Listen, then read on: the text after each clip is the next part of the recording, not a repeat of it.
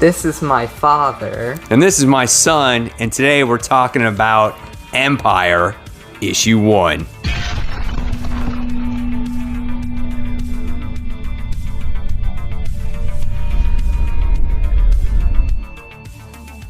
Hey, all my webheads out there, welcome back to Comic Book Corner 2.0 and fans. I'm your host, Mike Spider-Slayer, and this is... B. Hey guys, we're back for another father-son talk comics, and today, guys, we're going to be talking about Empyre. This is issue 1. Now, this is a big deal for B. Why? Because this is his first Marvel event. And we all know that there's this huge events that come out from Marvel like 2-3 times a year. And I thought, hey, why not, throw him into a Marvel event and see how he likes it, because he's not jaded by some of these Marvel events, that we've read in through the years and throughout. So what way to throw him into Empyre issue 1. So were you excited to read this? Yes. Okay, very cool. Early thoughts on it before we get deep into it here. What did you think of the artwork on the book? Well, the artwork was really good because I don't know why it was good. There was just a lot of details. And it was a little confusing. The story was confusing a little bit. Okay. But I mostly got it. Okay. I think I agree with you. I think the artwork was pretty good in this book. I think what made it pretty good was the colors. The colors was really, made the book actually pop really well, which I thought was actually awesome. And I think that Skitty, who is the artist on this, or Shitty, I don't know if that's the right way you say his name, but it's Valero Shitty. I can't say it's not. It's got to be Skitty, right? So the only way I think of is that his artwork was pretty good. It was adequate for this particular issue, and again, the colors made it pop, and I actually liked it. And I'm glad you liked the artwork too, because obviously artwork is key to any comic book, so good stuff there.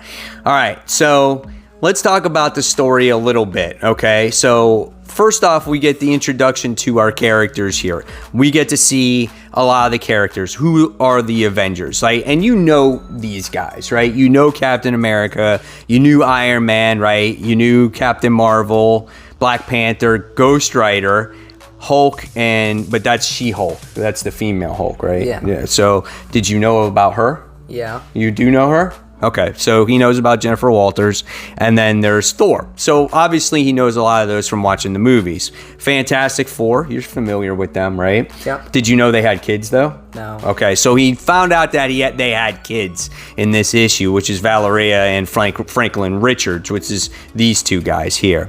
And then you got the Kree and the Skrull Alliance, so did you know about them? Yes, I did. You knew about the Kree and you knew the Skrull, right? You know them. So, and what happens is they wind up there's an alliance. They wind up coming together, and they're led now by Hulkling, who is also he was an Avenger, or a young Avenger, right? And he's gotten these two armies to settle their century-year war to defeat this group by the name of the Katati, right? That's the way they are, and they're like this plant-based species of people. And supposedly the Katati has tricked the Avengers, I guess, into thinking that the Kree and the Skrull are going to destroy them, and they're this innocent plant life and whatnot, right? I mean, that's what we got from reading this thing, okay? So what did you think about the plot of this book? I thought it was pretty good, but I saw all of it coming. Okay. So what did you see coming? Surprising. The Katati are the people that the Avengers were trying to save, and they're like plant people. Mm-hmm. But in the end, the Katati ended up betraying them and created like this seed of death or something. Yeah, it was like this death. They're like, thanks for protecting us, the Avengers. But now it gives us just enough time for the bloom of death, whatever it's called. And you get to see the guy who you said the main guy. What's his name from the Katati? what's the Chloe. He said he looked like who? Who does it look like? Him from one of the Legend of Zelda games. Oh yeah, looked exactly like them. So he winds up becoming, I guess, really the baddie. And the whole situation is that in the beginning of this issue, we wound up getting to see Reed Richards and the Fantastic Four go to the Kree, go to the Scroll, and they're trying to find out what's going on. You get to see them that they're together and they're coming towards the moon and towards the Earth, and they're having this civilized conversation, and then the Avengers wind up joining this conversation, and they're trying to all come to an agreement here of who's right, who's wrong, and whatnot. But based off of the Zero issue in the Avengers issue, the Avengers basically, obviously, like you said, they're on the Katati side, and what does Tony Stark do? He winds up planting a virus, I guess, on Thor's hammer, and he sends it out there, Yep. and it plants this virus in the Kree Skrulls armada, and they're I guess paralyzed. And then, like we said, the Katati does their thing, and now they're the ones in control, and it looks like they're the ones that are actually going to be trying to take over the galaxy, take over the Earth, and the Avengers were made as the fool in this comic book. And what do you think about Tony Stark? Was he hard-headed about this situation, about not listening to, the Kree and the Skrulls? He was being very stupid. Yeah, he was stupid. Because it's very obvious that they were going to betray him. Mm-hmm. But I don't know if that's just because I was reading it and he was actually living it.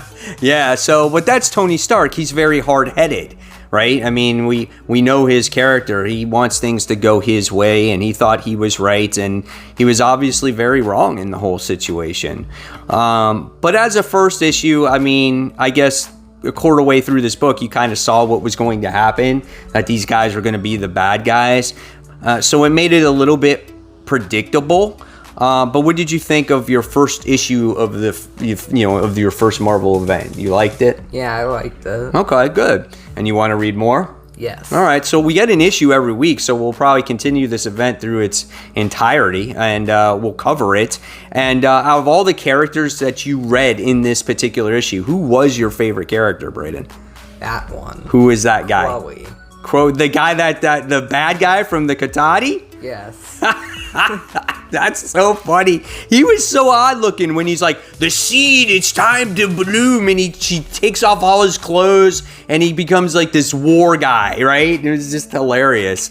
So yeah, and as for me, I liked the book. I thought it was good. I thought this was going to be a total shitacular book, right? I mean, I thought it was going to be bad, but it was actually pretty good. It exceeded my expectations, actually.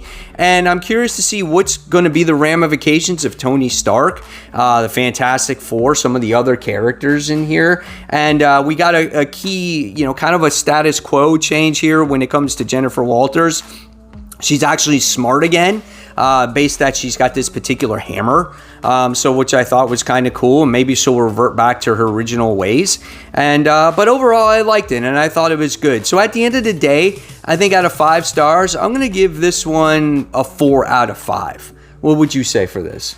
Also a 4. Also a 4 out of 5. So there you guys have it. There is our review for Empyre issue 1, and stay tuned next week as we bring you the review for issue 2, and we'll see where this bad boy goes. So until next time, this is Mike Spider Slayer and B signing off, and we'll see you guys next time. Take care, guys. Bye.